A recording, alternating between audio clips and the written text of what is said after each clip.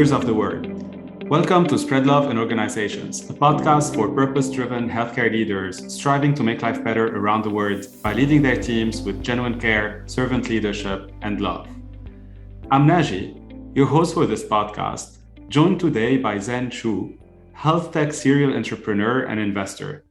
Zen also serves as faculty director at MIT's Hacking Medicine Initiative and is a senior lecturer in healthcare innovation for both MIT and Harvard.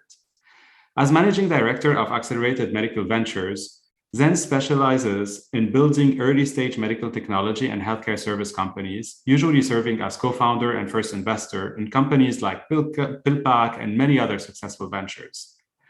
Zen co-founded and served as CEO for 3D Matrix Medical Inc., a venture-backed MIT regenerative medicine company with a successful IPO in 2011.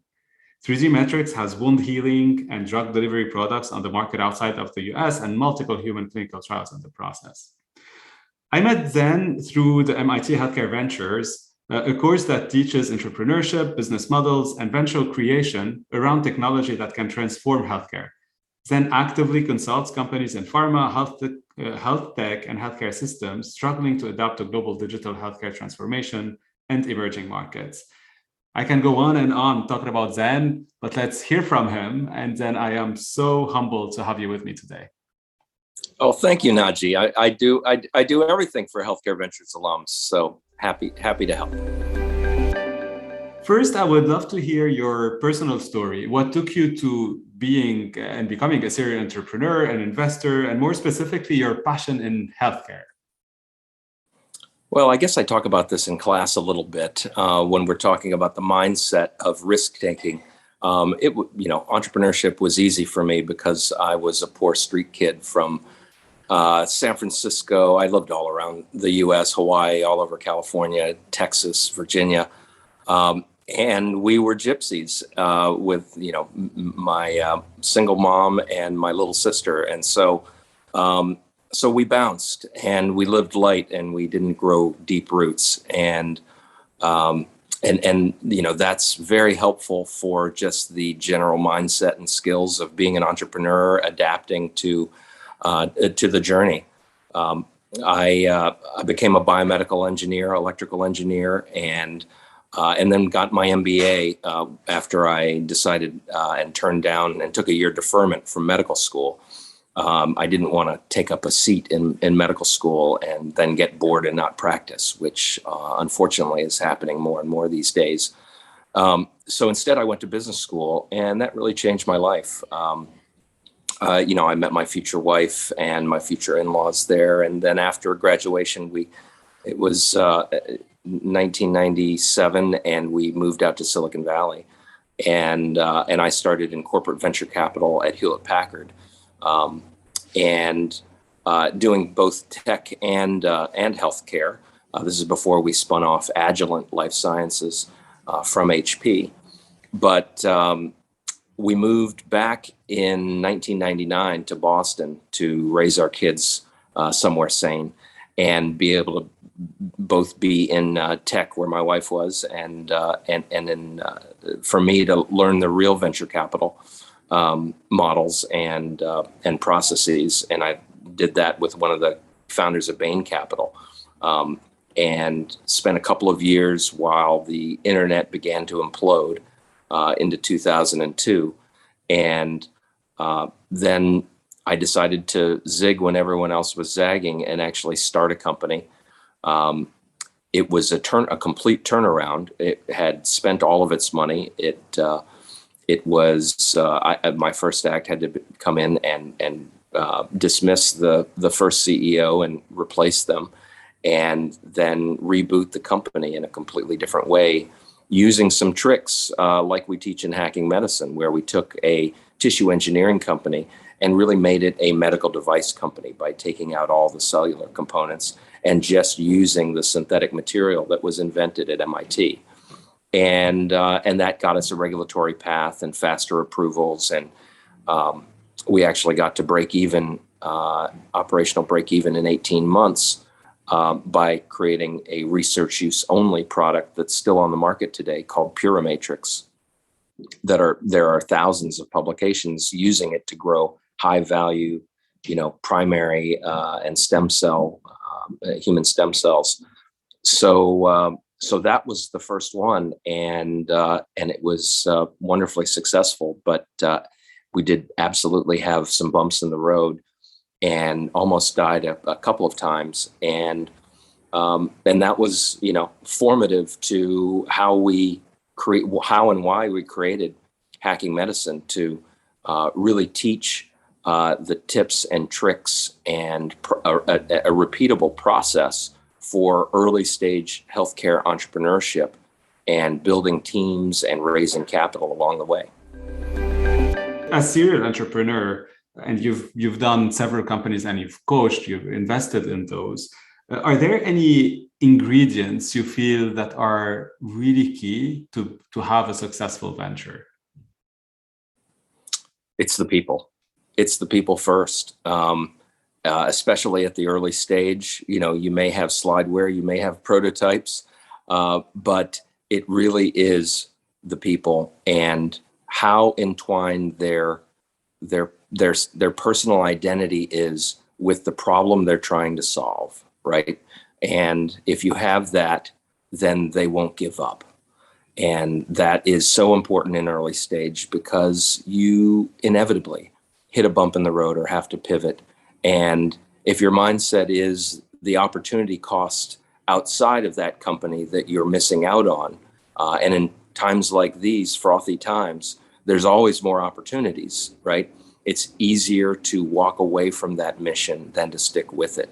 And so you really have to find a big problem, a giant mission, a cause or a movement, and the founders that will crawl through, a mile of dust and barbed wire in order to get to that goal and to solve that problem. And in the history of healthcare, if you tackle a giant problem and solve it, you create massive value, and you can capture a slice of that value and be and return incredible value to your investors and to your employees and to your patients and doctors that you serve. And that's what is so wonderful about healthcare ventures, is that that relief of human suffering is paramount.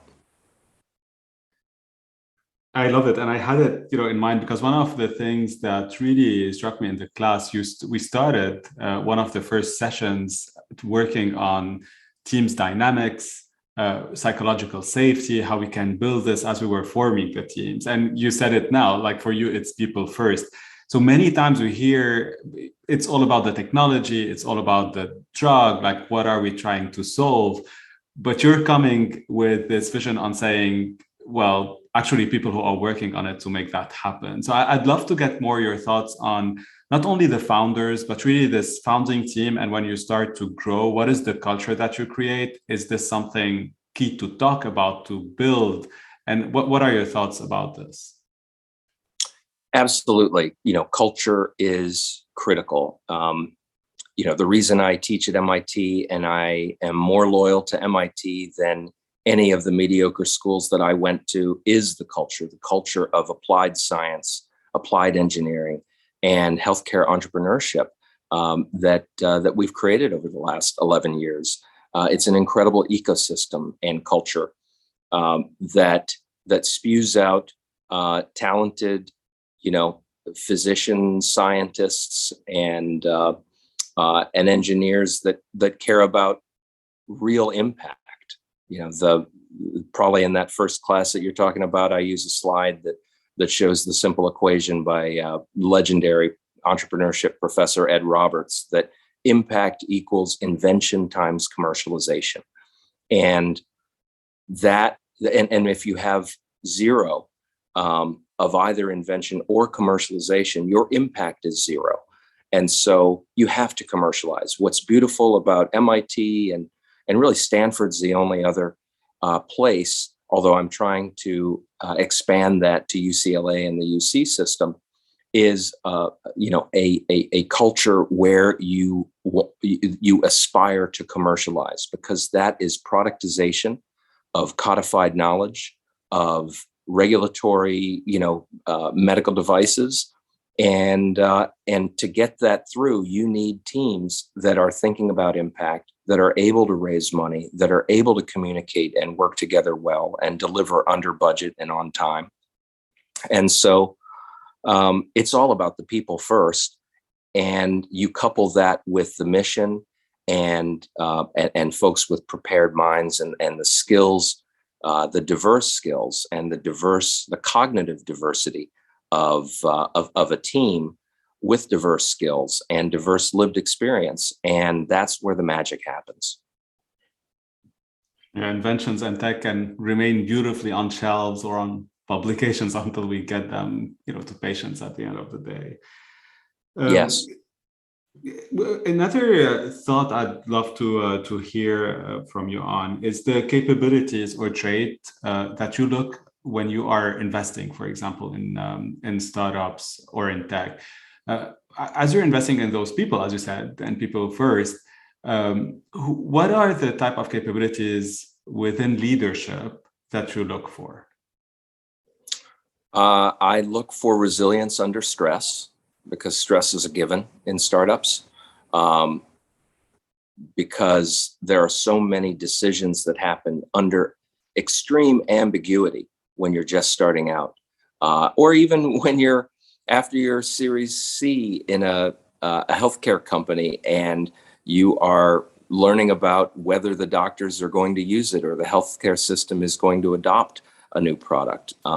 You have to adapt. And so the ability to survive that stress intact while leading and managing teams takes excellent communication skills. I've had my own share of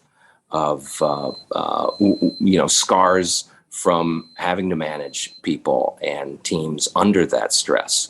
But the key is the people again, and then having a massive opportunity and founders with the vision of what they want to change and who they are attacking. Usually it's not greenfield. You are substituting and competing with the giant incumbents in healthcare or the behaviors of healthcare professionals who are just turning the crank and trapped in their business models in healthcare. And I love competing against that and finding teams that can compete against that, because these big companies are trapped and they move slow and they adapt even slower. And so a little startup is really the reason why we created very intentionally a healthcare entrepreneurship community at MIT, was because of our belief that startups and entrepreneurs fill those gaps faster, identify those gaps faster, and bring real change and solutions to patients and doctors and the bedside. And so it is the key in translating all of these wonderful inventions and discoveries at MIT and Stanford and beyond. But you have to have teams working together. You have to have teams that can raise funding, right? That are credible to investors, that have a fiduciary responsibility to return money to their investors. And so all of this is an ecosystem that is constantly changing and adapting. And it's so fun to be in that mix and to be able to host part of that ecosystem. And now I'm extending it to UCLA. So that's a great segue, because you talked about how we can, as an entrepreneur, you can bring change fast. So what is the next big thing that you see in healthcare? Yeah, there's not one next big thing. What I like to describe healthcare as is it's a couple of thousand of multi-billion-dollar niches. And it's a problem-rich space. And you can win so many ways that when my founders and entrepreneurs and students start to get bogged down by, there's so much competition. Look at these, 6 startups that have already raised tens of millions of dollars each. I say, well, map that competition, figure out the landscape, figure out their feature set, and figure out what you think is the different and unique set of features or approach or enabling technology that can really differentiate you in the market and potentially serve a different set of customers or a different set of stakeholders. So, a fantastic example of this is a bridge founded by a cardiologist. And there were already 6 or 8 competitors out there, including Microsoft and Nuance and big players focused on transcribing clinical conversations between doctor and patient.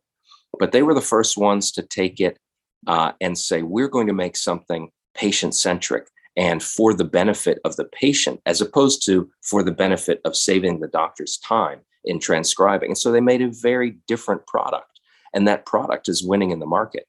And so it's just that, healthcare is the most complex industry vertical. It's the one that has been latest to adopt new technologies. You can look like a genius taking technology off the shelf from 20 years ago and applying it into healthcare. And so it's just behind, and it's underinvested, systemically underinvested in technology. And yet technology is what scales medicine. It scales your reach beyond your 2 hands as a clinician or a healthcare professional. Ideally, it gives you the ability to have more time with your patients and to practice at the top of your certification and credentials. And so it really does have the promise to solve the triple aim in healthcare of extending reach, extending access to those disenfranchised, lowering costs while increasing quality, right? All of those things, if we pick the right problems and the right technology with the right teams that can execute. And so that's what I and other great healthcare VCs are searching for every day. I would love now to give you a word and get a reaction, like first top of mind reaction you have. Okay. So the first one is leadership. Teachable. Tell me more. Well, I think entrepreneurship and leadership are teachable. We structured our Action Learning Lab and Healthcare Ventures class to teach that. We structure our hackathons to give the attendees, whether they're a healthcare professional or an engineer or a scientist, the ability to lead a team, contribute to a team, choose which oar they want to row in a boat. But hopefully that boat is rowing in all the same direction, right? And that takes communication and leadership, but that's teachable. And the stakes are so low at these hackathons and in class, which is basically a semester-long hackathon, that you can take on and try on different roles. Usually the MBAs are the first ones to jump in and try to lead, but doctors have fairly strong opinions as well, and often think they know exactly what's best because of their deep clinical training. But then you have to convince a team that it's the right strategy and that it's doable or prototypable. And so all of that takes great leadership and communication, but it's teachable. The second one is entrepreneurship. It's the path. It is the only way that we can, as a healthcare system, this fragmented, messed up healthcare system in the US that we have that is so irrational in so many ways, that we can fill gaps and bring real innovations to market. That entrepreneurship can happen inside big companies, but more than likely it's happening in smaller companies that will then grow it, prove it out, de-risk it, and sell it into the bigger established companies. What about turnarounds?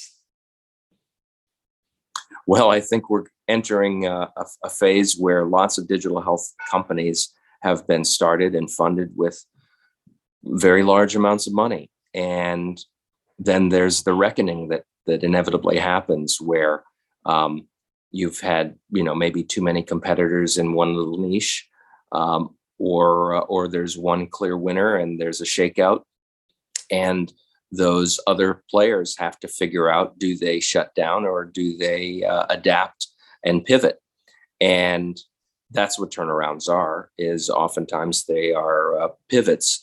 In healthcare, sometimes those pivots are easier because you can, the metrics of success, the clinical outcomes, the paths to sales are multiple. You can have patient-focused solutions versus doctor-focused solutions versus hospital-focused solutions versus insurance and payer-focused solutions.